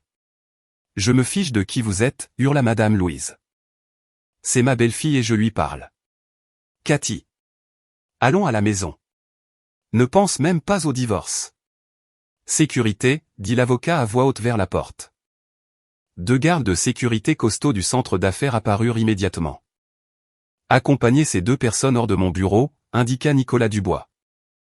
Ils perturbent l'ordre public. Gauthier, en voyant les gardes, eut peur. Il saisit rapidement sa mère par le bras. Maman, arrête. Je n'en ai pas envie, cria Madame Louise. L'avocat lui lança un regard glacial. Madame Louise, je vous préviens, vos actions sont qualifiées de troubles à l'ordre public et de harcèlement. Si vous ne partez pas immédiatement, j'appellerai la police nationale. De plus, il prit un dossier de la table, au nom de ma cliente, je demanderai immédiatement une ordonnance de restriction. À partir de ce moment, si vous vous approchez de Catherine à moins de 100 mètres, vous serez arrêté. Les mots « arrêté » et « police » semblèrent toucher le point le plus sensible de Madame Louise. Elle resta paralysée et pâlie. Gauthier comprit que ce n'était pas le lieu pour les caprices de sa mère. Maman, allons-y. Allons-y, on s'arrangera plus tard. Ne fais pas de scandale. Les 2 gardes s'approchèrent, gardant une distance polie mais menaçante. Madame Louise, bien que bouillant de rage, n'osa plus rien faire et laissa son fils l'entraîner par la porte. Vipère, tu le paieras cher, réussit-elle à crier avant que la porte ne se referme. La pièce redevint silencieuse. Je vous prie de m'excuser, Madame Thérèse, Catherine, pour ce désagrément, dit l'avocat en se rasseyant. Ne vous inquiétez pas, répondit ma mère. C'est même mieux que ce soit arrivé. Nous avons une autre preuve de leur harcèlement. Je regardais ma mère et l'avocat. Je savais que j'étais protégé par les personnes les plus fortes. Le chemin à parcourir pourrait être difficile. Mais je n'avais plus peur. Monsieur l'avocat, dis-je cette fois d'une voix très ferme. Continuons. Je veux régler cette affaire définitivement. Après la réunion, j'avais les idées claires. Le divorce, sans aucun doute, mais avant d'aller au tribunal, je devais récupérer tout ce qui m'appartenait jusqu'au dernier centime. Dans la voiture, en rentrant, je me suis soudain souvenu de quelque chose. Maman, me tournai-je vers Madame Thérèse. Il y a encore une chose. Ce lourd collier en or que tu m'as offert. Ma mère fronça les sourcils. Tu ne l'as pas gardé dans la boîte à bijoux? Je secouai la tête. Pendant la fête, Madame Louise m'a demandé à le voir, l'a loué et m'a ensuite dit, chère belle-fille, laisse-le à maman pour qu'elle le porte jusqu'à la fin de la nuit pour lui donner du cachet et demain je te le rendrai. À ce moment-là, je n'y ai pas prêté attention et j'ai accepté. Mais la nuit, avec tout le désordre, j'ai complètement oublié. Elle l'a toujours. Ma mère sourit froidement. Quelle femme cupide! Elle a demandé à le lui prêter ou a décidé de se l'approprier? Appelle-la tout de suite. Et si elle ne le rend pas? Ma mère fit la grimace. Appelle-la. Dis-lui que si elle ne le rend pas, tu vas porter plainte au commissariat pour abus de confiance. Ce collier a un certificat et une facture à mon nom. Elle n'a aucune échappatoire. Après ce qui s'est passé au bureau de Nicolas, je suis sûr qu'elle a peur. Les paroles de ma mère me donnèrent de l'assurance. J'appelai Madame Louise. Le téléphone sonna un bon moment avant qu'elle ne réponde. Dans sa voix, on percevait encore de la rage. Dites-moi, que veux-tu maintenant, Madame Louise? Je parlais d'un ton délibérément calme et glacial. J'appelle pour vous rappeler une chose. Le collier en or que ma mère m'a offert hier. Vous avez dit que vous me l'empruntiez pour le porter. Vous vous en souvenez? Il y eut une seconde de silence. Quoi? Quel collier? Elle commença à faire l'idiote. Ne faites pas semblant. Le collier en or avec certificat. Facture au nom de ma mère. Je vous l'ai prêté à la fête. Maintenant, je veux que vous le rendiez immédiatement. Tu inventes tout. Je n'ai rien. Si vous le dites, répondis-je, je prendrai tous les documents, je compterai sur les vidéos de la fête, où l'on voit parfaitement comment vous me demandez le collier, et j'irai directement au commissariat porter plainte. Nous parlerons à la police. Mais tu sauras, hurla-t-elle, mais j'entendis clairement le tremblement dans sa voix. Elle avait vraiment peur. Je vous donne 1 heure, insistai-je. Dans 1 heure, je vous attends au café du boulevard Haussmann, près de votre ancien appartement. Apportez le collier et l'écrin de velours avec le certificat. Je raccrochai sans lui laisser l'occasion de dire quoi que ce soit de plus. Ma mère hocha la tête. 1 heure plus tard, j'étais au café du boulevard Haussmann. C'était un endroit très fréquenté. Je choisis une table près de la porte. Exactement à l'heure convenue, Madame Louise apparut. Elle avait l'air défaite, comme si elle avait vieilli de 10 ans. Il ne restait plus aucune trace de la belle-mère hautaine ni de la femme criarde qui avait fait un scandale chez l'avocat. Elle était seule. Elle s'approcha timidement et s'assit. Nous ne commandâmes rien. L'avez-vous apporté? Demandai-je sans embâche. Madame Louise, avec des mains tremblantes, posa sur la table un sac en plastique, à l'intérieur duquel se trouvait l'écrin de velours rouge. Le voici. Je l'ai rendu. Toi, pardonne-nous. Mon fils, Gauthier, a été licencié. On nous a aussi chassés de l'appartement. Maintenant, nous avons dû retourner dans ce taudis. Et un peu de pitié pour nous. J'ouvris la boîte. Le collier en or était à l'intérieur, brillant. Le certificat aussi. Je rangeai la boîte dans mon sac. Ce n'est qu'alors que je levai les yeux vers elle. Pitié, Madame Louise. Quand vous m'avez jeté à la rue de ma propre maison, avez-vous eu pitié de moi? Quand vous et votre fils m'avez obligé à laver des montagnes de vaisselle la nuit de mes noces, pensiez-vous à la pitié? Mon Dieu. Sous le coup de la colère, j'ai dit trop de choses. Je suis une vieille idiote. Elle commença à sangloter. Vous n'êtes pas stupide, l'interrompis-je. Vous aviez tout calculé.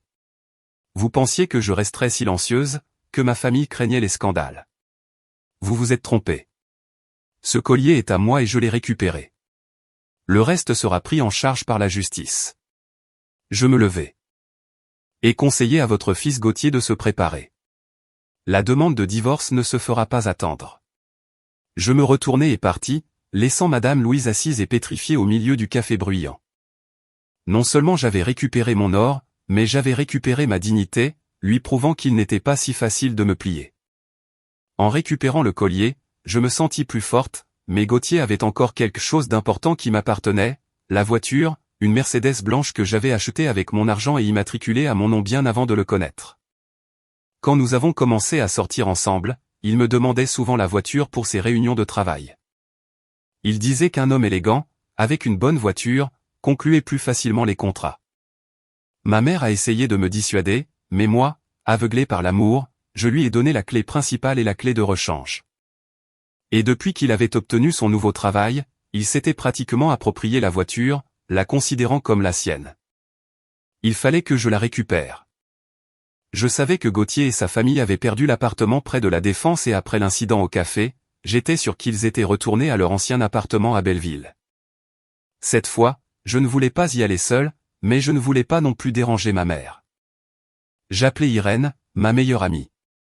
Irène, avec son caractère explosif et direct, en entendant l'histoire, laissa échapper une série de malédictions et déclara fermement « Attends-moi, je passe te chercher. On va récupérer cette voiture. Ils ont osé offenser mon ami. Irène arriva dans son grand 4x4. Nous n'avons pas pris ma voiture pour ne pas attirer l'attention. Rues étroites, odeur d'humidité. Et il était là, ma Mercedes blanche, garée devant un immeuble miteux de 3 étages. Elle détonnait complètement et attirait l'attention. Autour, il y avait de vieilles motos et des poubelles. Regarde ce parasite. Irène fit la grimace. À peine chassé du paradis qu'il retourne tout de suite dans son trou. Nous sommes descendus de la voiture. Irène, reste ici à surveiller.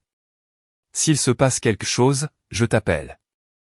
N'y pense même pas. Elle secoua la tête. Je viens avec toi. Ils sont 8 personnes là-bas. J'ai peur qu'ils te fassent quelque chose.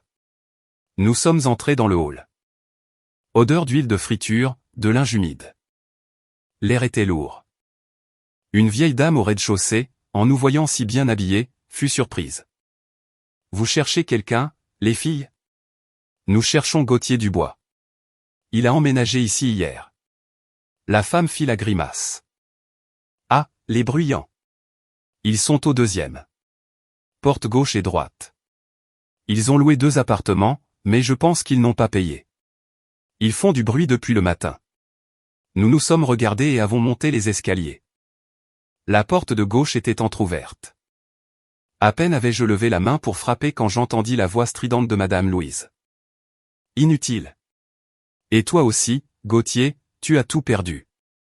Tu es là, assis à pleurer toutes les larmes de ton corps. Va chercher un autre travail.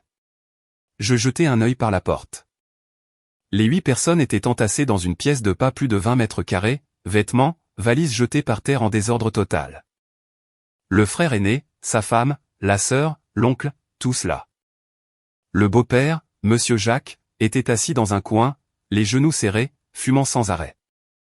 En nous voyant, Irène et moi, ils restèrent figés. Toi, qu'est-ce que tu fais ici, balbutia Madame Louise. Son agressivité avait laissé place à la prudence. Gauthier, assis sur un lit improvisé, en entendant ma voix, sursauta et leva la tête. Son visage était émacié, couvert d'une barbe de plusieurs jours. Cathy. Il fit un bond. Tu es venu me chercher? Je savais que tu m'aimais encore. Il s'élança vers moi, essayant de me prendre la main. Je fis un pas en arrière. Irène s'interposa. Les mains tranquilles.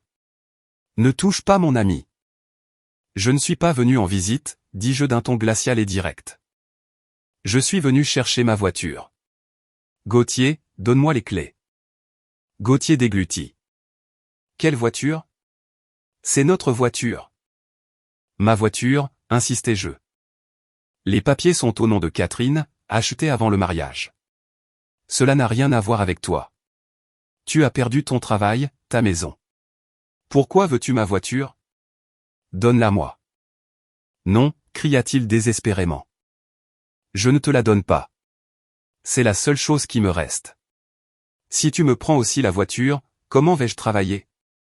Comment vais-je vivre? C'est ton problème, lui dis-je. Cela ne me regarde pas. Impitoyable, intervint Madame Louise. Tu as laissé mon fils sans travail, maintenant tu viens lui prendre sa voiture. Tu veux nous faire mourir de faim. Taisez-vous, cria Irène. Vous êtes une femme âgée, mais vous n'avez pas 2 sous de bon sens. C'est vous qui avez dit à mon amie dehors. Eh bien, elle est partie et maintenant elle vient prendre ce qui est à elle. Un problème? Vous devriez être reconnaissant d'avoir ce trou pour vivre et de ne pas dormir sous un pont. Le chahut commença. Les voisins curieux passèrent la tête par les portes. Gauthier, voyant les gens, rejoua son rôle de victime. Il tomba à genoux. Encore à genoux, pensai-je. Chère Cathy, s'il te plaît, fais comme si tu me la prêtais. Je trouverai du travail. Je te paierai ce qu'elle vaut. Ne prends pas la voiture. Regardez, braves gens. Ma femme est riche et m'abandonne dans les moments difficiles. Je le regardai avec dégoût. Lève-toi, lui dis-je. Arrête tes théâtres. Tu sais pourquoi tu as été viré? Parce que ma mère a appelé. Tu sais pourquoi on t'a retiré la maison? Parce que ma mère l'a ordonné. La carte de crédit que tu utilisais, tu sais pourquoi elle est bloquée? Parce que je l'ai demandé. Tu ne traverses pas un moment difficile. Tu paies pour ta lâcheté et ta stupidité et pour la stupidité de ta famille. À chacun de mes mots, le visage de Gauthier pâlissait. Il ne s'attendait pas à ce que j'aie le courage de dire tout cela à voix haute devant tout le monde. Tu ne me donnes pas les clés? Non, demandai-je pour la dernière fois. Il garda le silence. La tête basse. Très bien. Je n'en ai pas besoin non plus. Je me tournai vers Irène. Allons-y. Je descendis les escaliers. Gauthier et toute sa famille me suivirent sans rien comprendre. Qu'est-ce que tu vas faire? J'allai directement à ma Mercedes. Je sortis de mon sac la clé de rechange que j'avais toujours avec moi. J'appuyai sur le bouton. L'alarme retentit comme une gifle au visage de toute cette famille. Non, attends. Gauthier s'élança pour me barrer le passage. Irène fut plus rapide, elle le poussa avec force. Écarte-toi de là, parasite. J'ouvris rapidement la porte et m'assis au volant. Irène sauta sur le siège passager. Je bloquai les portes immédiatement. Gauthier frappait la vitre. Cathy, ouvre. Ne pars pas. Je t'en supplie. Ne m'abandonne pas. Madame Louise s'assit par terre et commença à hurler. Au secours, on nous vole. La belle-fille prend la voiture au fils. À l'aide, braves gens. Je ne regardais même pas. Je démarrai le moteur. On entendit un rugissement doux et constant. J'enclenchai la première froidement et j'appuyai sur l'accélérateur. La voiture démarra en douceur, laissant derrière elle une famille qui criait, maudissait et pleurait dans cette ruelle sale. Je regardai dans le rétroviseur et vis Gauthier retomber à genoux sur l'asphalte. J'avais récupéré tout ce qui était à moi. Il ne restait plus qu'à signer le divorce. Je pensais qu'ayant perdu son travail, sa maison, sa voiture et s'étant fait démasquer dans son propre quartier, la famille Dubois finirait par retrouver la raison, mais leur opiniâtreté, leur effronterie. Comme ils ne pouvaient nous localiser, ni ma mère ni moi, à Paris, ils eurent recours à la tactique la plus sordide, s'attaquer à mon point faible, mon père. Mes parents vivaient séparés depuis des années.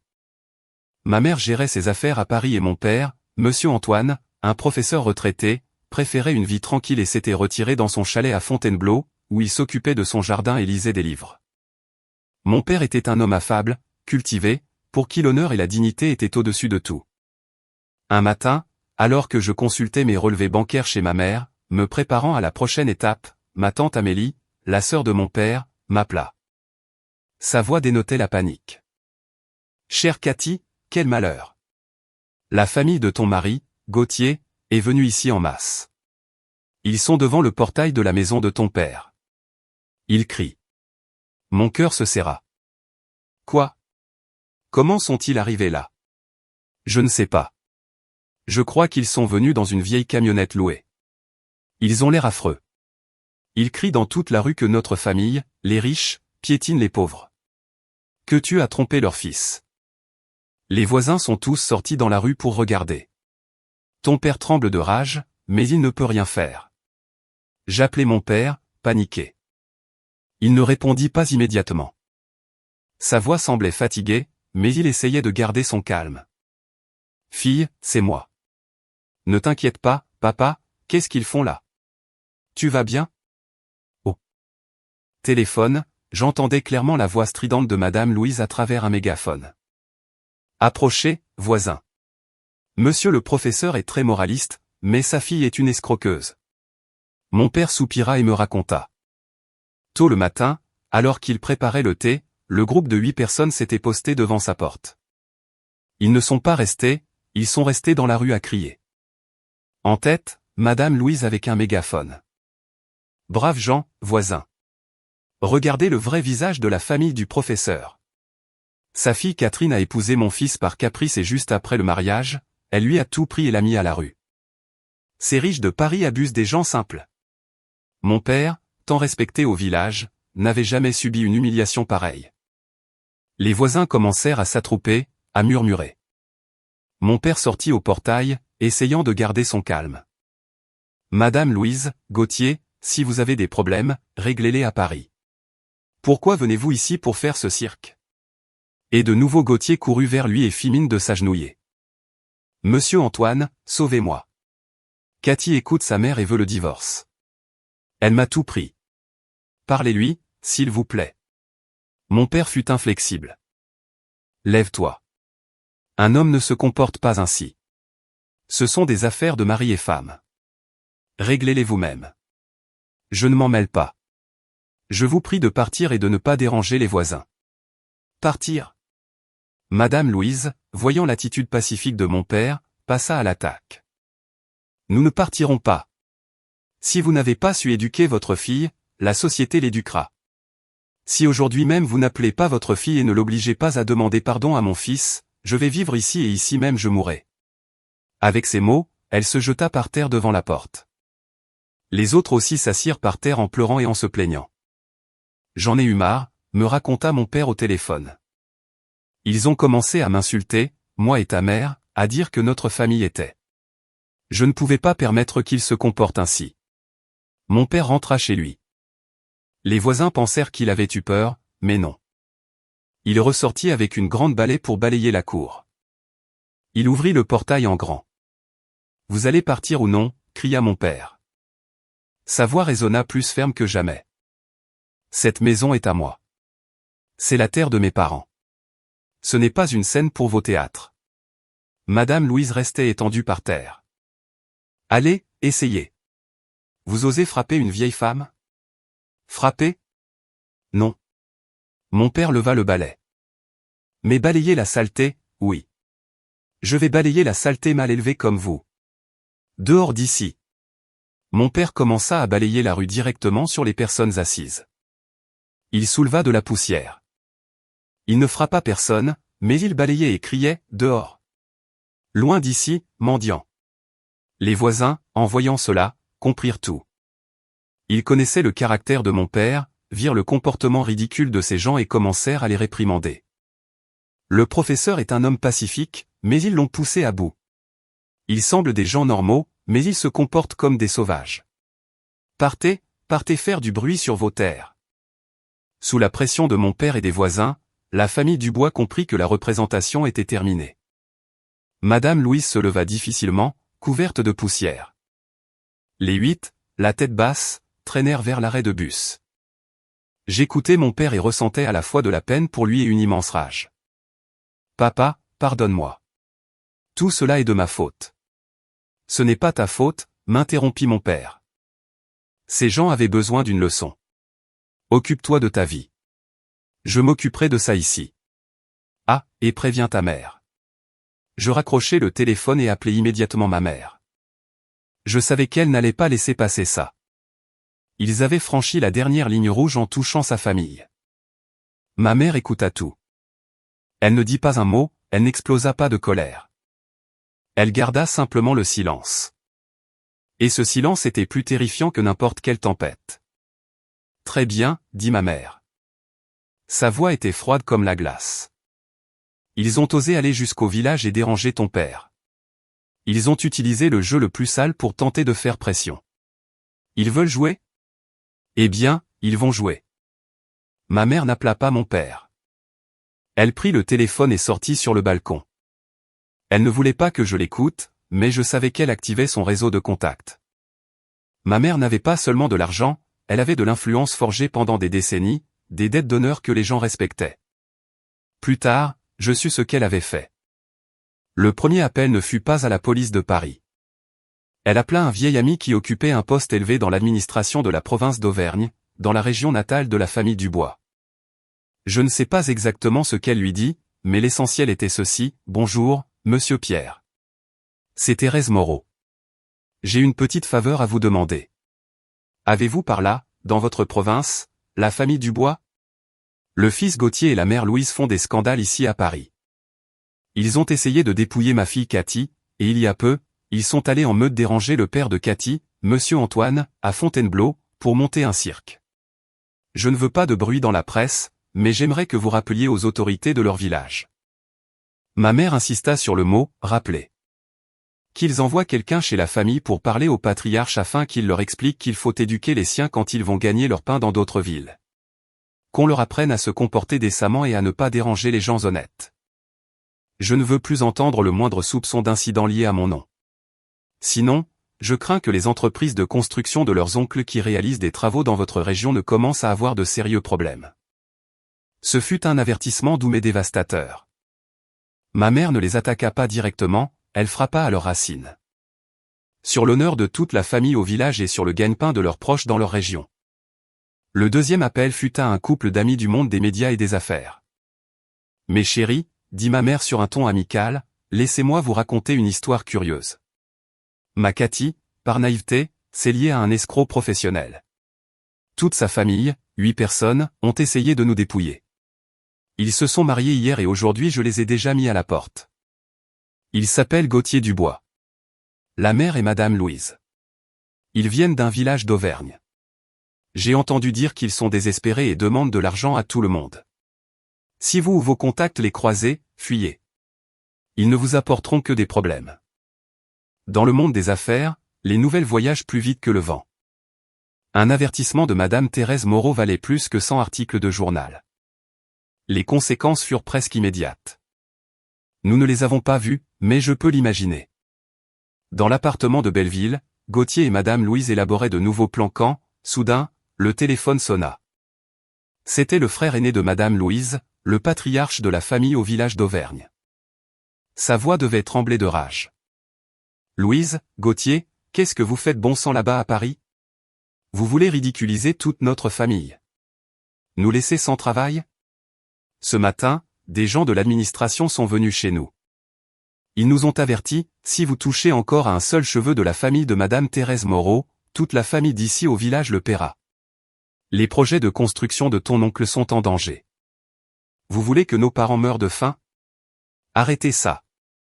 Arrêtez-le immédiatement. » Ce fut un coup direct au cœur. Pour des gens comme Madame Louise, l'honneur au village et le « qu'en dira-t-on » était plus important que l'argent. Elle pouvait agir comme la dame de la maison à Paris, mais elle ne supporterait pas les malédictions de toute la famille dans la province. Elle ne supporterait pas la honte sur sa propre terre. Cette peur était plus forte que la peur de se retrouver à la rue ou de finir au commissariat. Ce fut le dernier avertissement avec un poids de 1000 tonnes. À partir de cet appel, le harcèlement cessa. Il n'y eut plus un seul appel de Gauthier, pas un seul message d'insulte ou de plainte, pas de scène de larmes. La famille Dubois avait vraiment eu peur. Ils comprirent qu'ils étaient tombés sur un mur de béton armé impossible à traverser. Ma mère posa le téléphone sur la table. Ça y est. Nous avons chassé les mouches. Maintenant, Cathy. Finissons ce qui reste. Elle me regarda. Tu as déjà vérifié le relevé de la carte de crédit supplémentaire que tu as donnée à Gauthier? Mon estomac se serra. J'avais bloqué la carte le jour même au bureau de l'avocat, mais je n'avais pas encore eu le courage d'ouvrir le relevé détaillé. J'avais peur de voir les chiffres, peur de reconnaître à quel point j'avais été stupide en lui donnant la clé du coffre-fort. Pas encore, confessai-je. Ma mère ne me gronda pas, elle soupira simplement. Tu dois regarder les faits en face, ma fille. Ce n'est pas parce que tu ne regardes pas la vérité qu'elle n'existe pas. Ouvre l'ordinateur portable tout de suite. J'ouvris l'ordinateur, accédai à mon compte bancaire et sélectionnai le relevé détaillé de la carte de crédit au nom de Gauthier Dubois. La liste était interminable. Le chiffre total dans la colonne des dépenses de la période me fit douter de mes propres yeux. 35 000 €, lus-je à voix haute, la gorge sèche. Maman, 35 000 € en seulement 3 mois avant le mariage. Ma mère resta étonnamment calme. Regarde comment il les a dépensés. Je commençai à faire défiler la page vers le bas, les mains tremblantes. Ce n'étaient pas des frais de représentation, comme il me l'avait dit. Jour 15. Magasin de montres suisse rue de la Paix. 12 000 €. Mon Dieu, m'écriai-je. Il s'était acheté une montre. Je me souvins qu'à la séance photo avant le mariage, il portait une nouvelle montre et se vantait qu'elle était un cadeau de partenaire. Il s'avéra que c'était un cadeau payé avec mon argent. Je continuai à lire. Jour 22. Bijouterie. 3 000 €. Je me souvins de ce jour où Madame Louise m'avait appelé pour se vanter de l'attention de son fils. Mon petit Gauthier m'a acheté une nouvelle chaîne en or. Jour 25. Magasin d'électroménager. 2500 €. Je supposais que ce serait la fameuse télévision de je ne sais combien de pouces dont son frère aîné se vantait sur les réseaux sociaux et une infinité d'autres dépenses. Dîner de luxe dans des restaurants pour 800 €, magasin de vêtements de marque pour hommes pour 2000 €, et même des factures d'une clinique privée. Accouchement de la belle-sœur, 6000 €. Je restais glacé. La belle-sœur venait d'avoir un bébé. Il s'avérait que j'avais même payé son accouchement privé.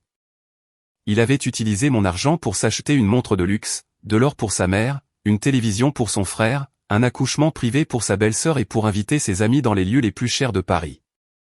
Pendant ces 3 mois, j'avais été absorbé par les préparatifs du mariage, choisissant la robe à Milan, réservant le domaine en banlieue, envoyant les invitations, pendant que lui, mon futur mari, dépensait tranquillement mon argent pour entretenir toute sa famille et ses caprices. Le pire, c'est que pendant tout ce temps, il ne m'avait pas acheté un seul cadeau, pas même le plus petit. Il disait seulement, « Bientôt, nous serons mari et femme. Ton argent est aussi mon argent. » Quel idiote j'ai été! Cupide, dit ma mère en parcourant l'écran du regard. Ce ne sont pas des dépenses, c'est un vol. C'est un parasite professionnel. Cathy. Je fermais l'ordinateur portable. Je ne ressentais plus de douleur. Seulement du dégoût. Qu'est-ce que tu comptes faire à ce sujet? Demanda ma mère. Je la regardais avec détermination. Je vais exiger qu'il me rembourse le dernier centime. C'est ce que je pensais, acquiesça ma mère. Imprime tout. Ce sera une preuve irréfutable au procès, mais d'abord, nous allons lui donner une chance. Je compris l'idée, la chance de rendre l'argent volontairement ou d'y être contraint par la loi. Je passais toute la nuit à imprimer et à organiser les relevés. 35 000 €. Ce chiffre, ainsi que la ventilation des dépenses, était une accusation d'escroquerie et d'abus impossible à réfuter. Le lendemain matin, je ne l'appelais pas. Je savais que parler à Gauthier maintenant était inutile. Il se remettrait à pleurer et à supplier. Je ne parlais pas non plus immédiatement à l'avocat. Je voulais lui poser l'ultimatum moi-même comme déclaration finale de ma détermination. Je lui écrivis un message WhatsApp. Je savais qu'il ne m'avait pas bloqué dans l'espoir d'un quelconque pardon. Le message fut clair, froid et sans un seul mot superflu. Gauthier, j'ai vérifié le relevé de la carte supplémentaire que je t'ai fournie à des fins professionnelles. Au cours des 3 mois précédant le mariage, tu as utilisé cette carte. Relevé détaillé en PDF joint. Ce sont mes fonds personnels, dépensés sans mon consentement. Aux yeux de la loi, cela constitue un délit d'abus de confiance et d'escroquerie. J'exige le remboursement du montant intégral, 35 000 €, sur mon compte bancaire dans un délai de 3 jours ouvrables. Si je ne reçois pas cette somme dans le délai indiqué, ces documents, ainsi que la demande civile correspondante pour réclamation de somme, seront remis à mon avocat. Nous nous verrons au tribunal. J'appuyai sur envoyer avec le fichier PDF. Le double coche bleu apparut presque instantanément. En moins de 30 secondes, le téléphone sonna. C'était Gauthier. Je regardai l'écran et refusai l'appel en silence. Il rappela. Je refusai à nouveau. Il m'appela une dizaine de fois de suite. Je mis le téléphone en mode silencieux. Puis les messages WhatsApp commencèrent à pleuvoir. Cathy, réponds, s'il te plaît. Je ne l'ai pas fait exprès, je l'ai dépensé sans le vouloir. Cathy, 35 000 €. Tu plaisantes? Où vais-je trouver cet argent maintenant? Si tu m'as toi-même donné la carte volontairement, pourquoi me la demandes-tu maintenant? Réponds, s'il te plaît, Cathy, je t'en supplie. Je reconnais que je me suis trompé. Je lus les messages et ne répondis pas. Il a dépensé sans le vouloir 12 000 € pour une montre, sans le vouloir 3 000 € pour de l'or pour sa mère. Le portier sonna. Rosalie répondit, petite Cathy, c'est Gauthier, il est au portail. Ma mère et moi nous sommes regardés. Ma mère esquissa un sourire sardonique. Il est venu en courant. Voyons quel spectacle il nous prépare aujourd'hui. J'allumai l'écran de la caméra de sécurité. Gauthier était devant le portail. Son apparence était encore pire qu'à Belleville, mal rasé, avec des vêtements froissés, il n'osait pas appeler à nouveau, il ne faisait que regarder fixement la caméra, les mains jointes. J'activai l'audio vers l'extérieur. Pourquoi êtes-vous venu ici? Ma voix résonna par le haut-parleur extérieur, froide et sans vie. Gauthier, en m'entendant, fut ravi et s'approcha du portail. Cathy. C'est moi. Pardonne-moi pour l'argent. J'essaierai de te le payer par versement. Donne-moi du temps. Ne me traîne pas en justice. Je t'ai donné 3 jours, dis-je, remboursement intégral et sans rechigner. Mais je suis au chômage. Je n'ai plus rien. Tu m'as pris la maison, la voiture, tu m'as pris le travail et maintenant tu m'exiges aussi de l'argent. Toi, tu veux me tuer. Il passa à un ton accusateur. Répétez, s'il vous plaît, demandai-je. Qui a pris quoi à qui? Ah, vous avez oublié qui m'a dit dehors? Vous avez oublié qui m'humiliait avec sa petite maman? Vous avez oublié qui a dilapidé mon argent? Moi, balbutia-t-il et il refit ce qu'il savait faire de mieux. Il tomba à genoux juste devant le portail, face à la caméra. Pardonne-moi, je t'en supplie. Donne-moi une dernière chance. Recommençons à zéro. Je te promets que je te traiterai bien. J'oublierai ma mère. Je ne lui parlerai plus jamais. Je travaillerai comme un forçat pour tout te rendre. Il pleurait à chaudes larmes. Je regardais cet homme abattu, pleurant à genoux sur l'écran et je ne ressentais rien d'autre que du dégoût. Gauthier, ta chance a pris fin cette nuit-là quand on m'a envoyé faire la vaisselle, lui dis-je. Tu as 3 jours. Si je ne vois pas l'argent, nous nous verrons au tribunal. Tes théâtres ne te serviront à rien. J'éteignis l'interphone et l'écran. Je ne voulais plus le voir une seconde de plus. 3 jours passèrent en silence. Comme je le supposais, pas un seul centime n'a été versé sur mon compte. Où allait-il trouver 35 000 €? Mais je ne reçus pas non plus d'autres supplications. Ce silence était un peu étrange. Le 4e jour, alors que j'allais appeler l'avocat pour aller de l'avant, ma mère reçut un appel de son bureau. Allô? Oui, qu'il descende dans le hall. Ma mère fronça les sourcils. Très bien, qu'il attende assis là. Dites aux agents de sécurité de ne pas le laisser monter. J'y vais. Ma mère raccrocha. Son visage était sombre. Gauthier est dans le hall de mon entreprise. Il exige de me parler. Il dit qu'il ne partira pas tant que je ne descendrai pas. Que aura-t-il encore inventé? Encore des théâtralisations. Je ressentis une pointe d'irritation. N'ayant pas réussi à ses fins chez moi, il tentait maintenant au travail de ma mère. Madame Thérèse se leva et prit son sac. C'est du pur désespoir. Allons-y, ma fille. Tu viens avec moi. L'entreprise de ma mère était une grande corporation dans un prestigieux immeuble de bureaux du quartier financier de la Défense. À peine sommes-nous descendus de la voiture dans le parking souterrain et montés, que nous vîmes le directeur et 2 agents de sécurité parler avec Gauthier. Il n'avait plus l'air aussi lamentable qu'il l'avait montré devant le portail de notre maison. Il avait volontairement mis le costume le plus cher qu'il possédait, que je savais aussi avoir été payé avec ma carte. Il avait les cheveux gominés, la barbe rasée. Il essayait de donner l'image d'un cadre traité injustement. En nous voyant, il s'approcha immédiatement. Madame Thérèse, Cathy, dit-il d'une voix forte exprès pour attirer l'attention dans le hall. Ma mère fit un signe aux agents de sécurité de s'écarter. Qu'est-ce que vous voulez? Je pensais avoir clairement dit que toutes les questions seraient traitées par l'intermédiaire de l'avocat. Je ne veux pas de ça, répondit Gauthier, se faisant passer pour la victime. J'ai essayé d'être patient. J'ai accepté la perte de mon travail, de ma maison, de ma voiture. Je vous demande juste de me laisser vivre ma vie. Pourquoi m'acculer en m'exigeant 35 000 €? C'est une dette, répondis-je froidement. Un argent que vous avez dépensé. Mais Cathy elle-même m'a donné la carte, protesta-t-il. Et maintenant que nous rompons, elle me le réclame. Madame Thérèse, vous êtes une femme d'affaires importante.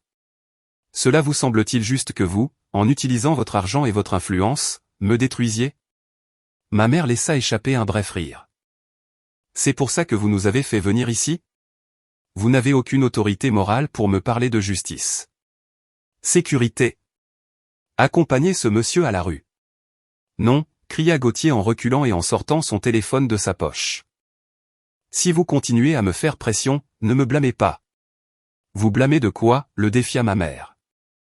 J'appellerai la télévision tout de suite, siffla-t-il en crachant du venin. J'appellerai Closer au gala. Je raconterai tout. Je raconterai comment Madame Thérèse Moreau, une femme d'affaires à succès, utilise son pouvoir pour détruire son gendre, comment elle le laisse sans travail. Je raconterai comment ils utilisent l'argent pour détruire le mariage de sa fille. Je raconterai que sa famille trompe les gens, qu'ils n'ont pas de cœur. Voyons ce qui se passera avec votre réputation sur le marché. C'était son dernier atout. Il pensait que nous avions peur des scandales et que la presse people nous piétinerait. Ma mère ne le regarda pas avec colère, mais avec pitié. Je fis un pas en avant. Je sortis aussi mon téléphone. Gauthier, dis-je. Vous allez appeler la presse. Il resta paralysé. Appelez, appelez. Mais il y a quelque chose que vous ne savez pas. J'ai aussi des amis dans les médias. Je composai un numéro. Bonjour, Irène. C'est Cathy. Tu es occupée?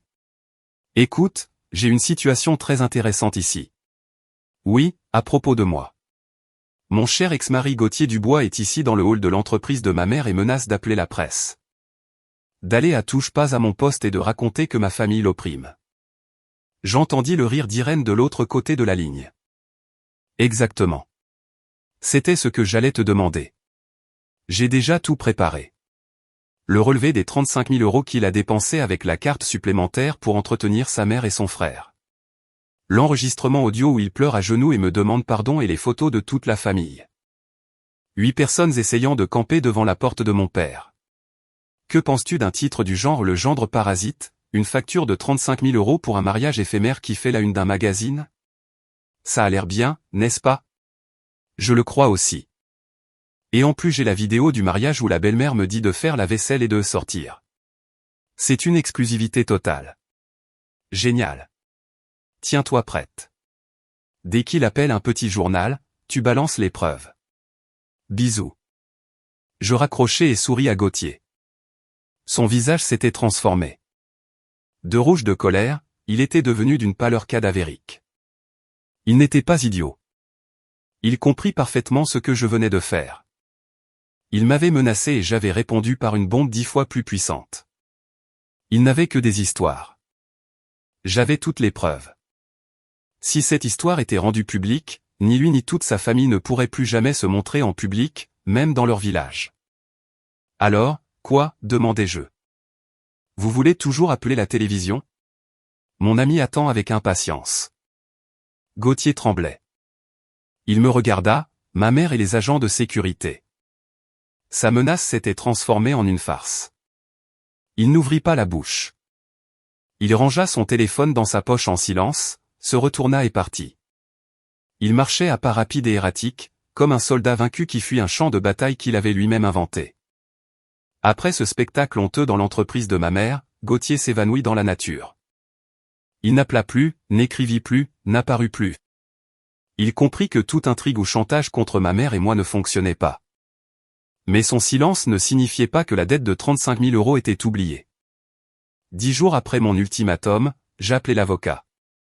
Nicolas, le délai a expiré. Gauthier n'a pas remboursé l'argent. Je sais, répondit l'avocat avec son calme habituel. Je le prévoyais. Il n'a ni l'argent ni la volonté de payer. Maintenant, nous agirons conformément à la loi. Présentons déjà la demande au tribunal, demandai-je. Tranquille, Catherine. Les tribunaux en France sont lents. Avant de présenter la demande, nous ferons une dernière étape. Une étape qui exerce beaucoup plus de pression sur des personnes comme lui. Une notification officielle par burofax du cabinet d'avocats. Je ne compris pas tout. Les gens comme Gauthier, expliqua Nicolas Dubois, ont peur de deux choses, de perdre la face, ce qui est déjà fait, et des problèmes judiciaires et bancaires officiels.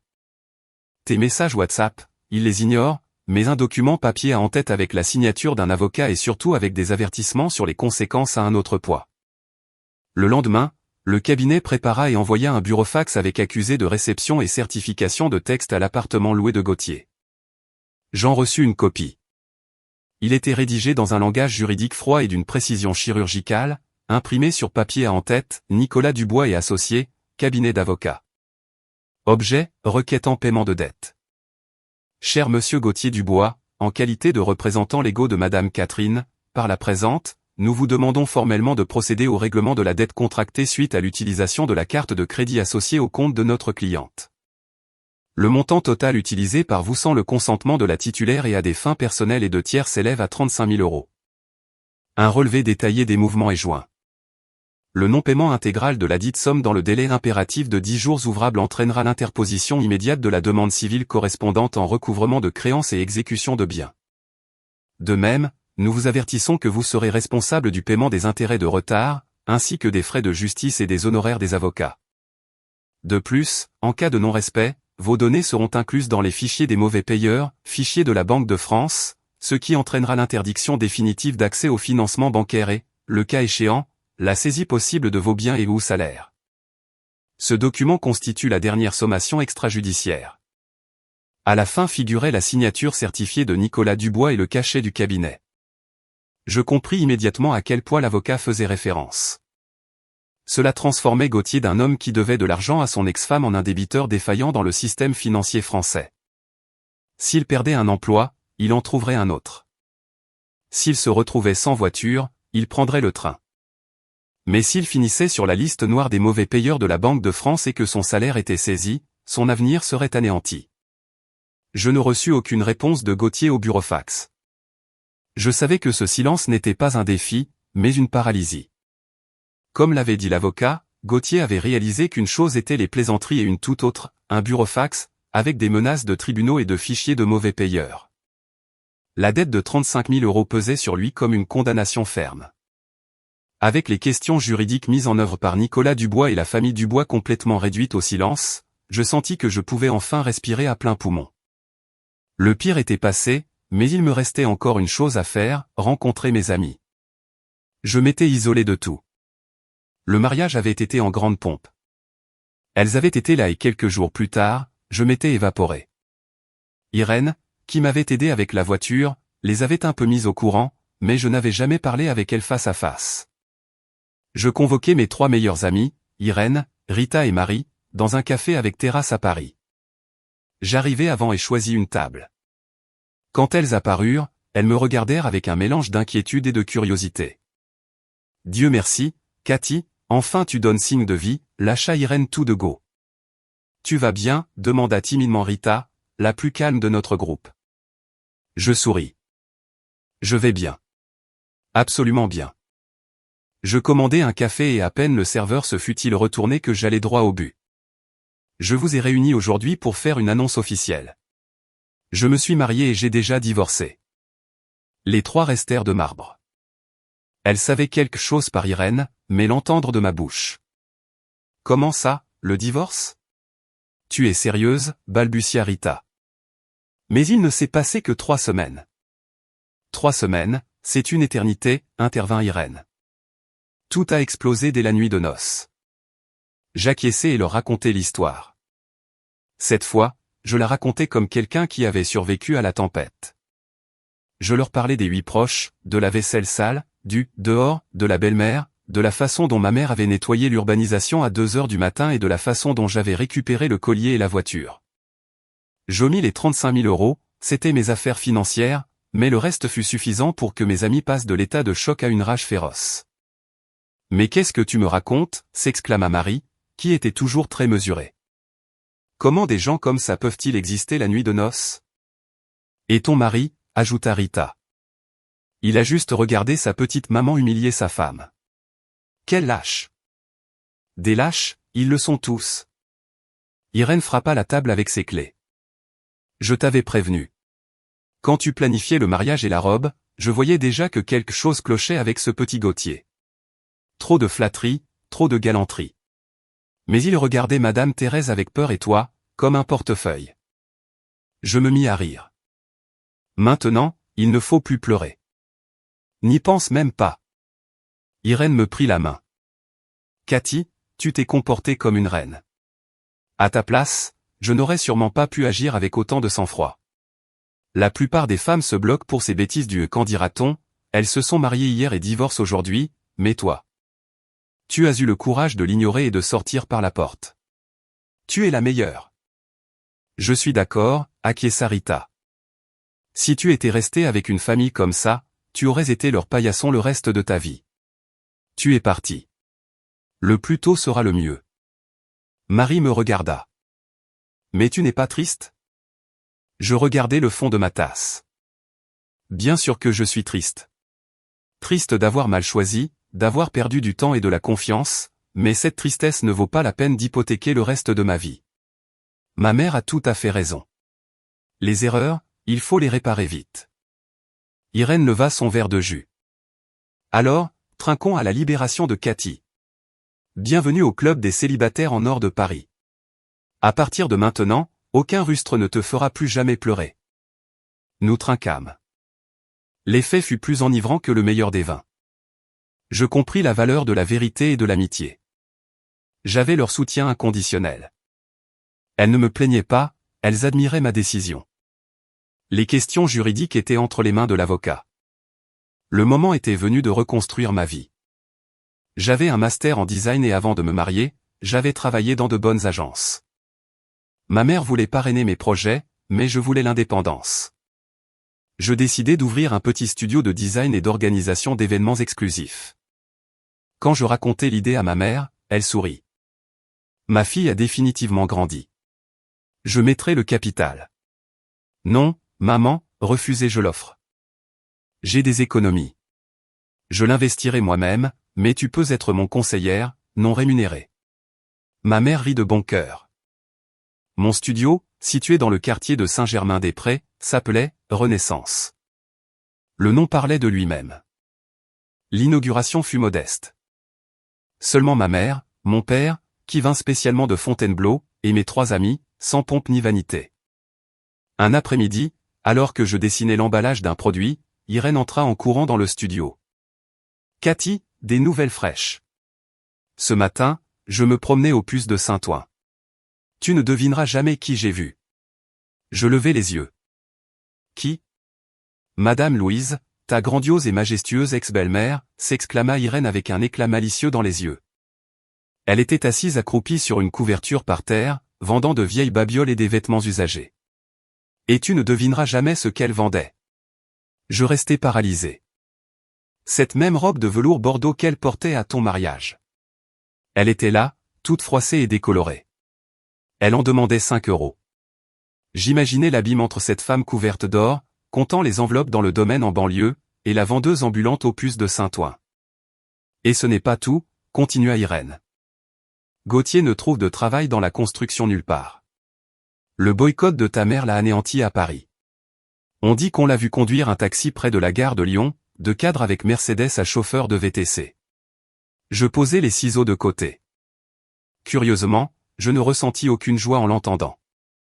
Qu'ils vivent comme ils peuvent, Irène, lui dis-je. C'était leur choix.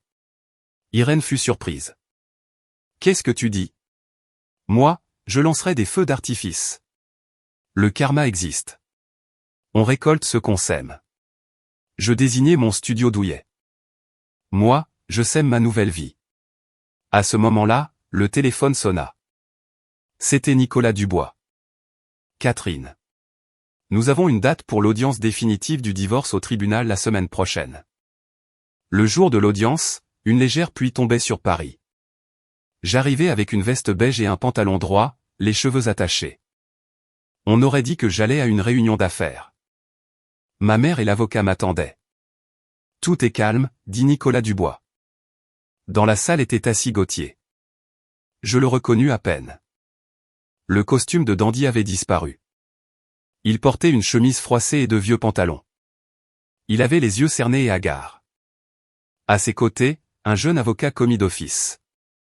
Madame Louise et le reste de la bande n'étaient pas là. Il devait lui avoir tourné le dos. Le juge lut le dossier et les motifs de la dissolution unilatérale du lien matrimonial, basé sur les accusations d'abus et de vexation. L'avocat Nicolas Dubois exposa le cas du relevé des 35 000 €, démontrant la mauvaise foi et l'abus de confiance avant le mariage, ce qui fut également reflété après le mariage par un comportement hostile. L'avocat de la défense de Gauthier balbutia à peine, « Votre honneur, les dépenses ont eu lieu à une étape romantique. Mon client a supposé que c'était des dépenses communes. » Communes, rétorqua Nicolas Dubois. Une montre de 12 000 €, de l'or pour sa mère et un accouchement dans une clinique privée pour sa belle-sœur? Ma cliente n'avait pas la moindre idée. L'avocat garda le silence. Gauthier me regarda. Ses yeux étaient pleins de supplications, mais il ne trouva en moi qu'un vide froid. Il baissa le regard. Il comprit qu'il avait perdu. La résolution fut rendue. Sentence définitive.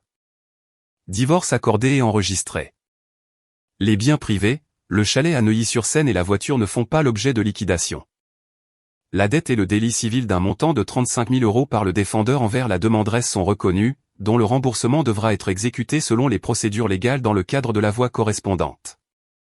Le procès-verbal fut signé. Je sortis du tribunal. Le soleil commença à percer à travers les nuages et Paris brilla. Ma mère me serra la main.